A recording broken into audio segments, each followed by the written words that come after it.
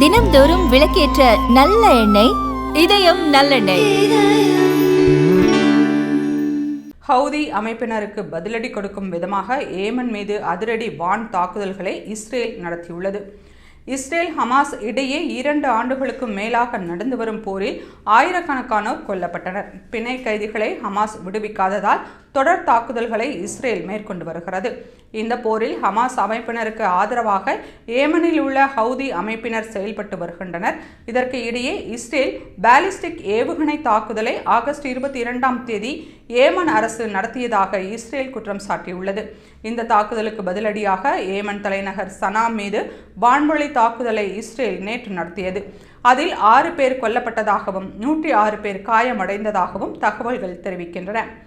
மத்திய சனாவில் உள்ள ஒரு கட்டிடம், சனாவின் தெற்கில் உள்ள ஒரு எண்ணெய் நிறுவனம், மின் நிலையத்தை ஆகியவற்றை குறிவைத்து இஸ்ரேல் தாக்குதல்களை நடத்தியதாக தெரிவிக்கப்பட்டுள்ளது.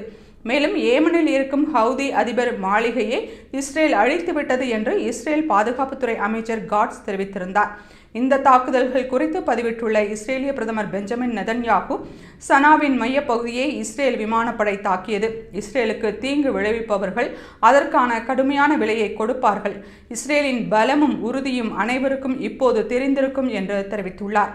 இதனால் மேற்காசிய பகுதியில் மீண்டும் போர் பதற்றம் அதிகரித்துள்ளது.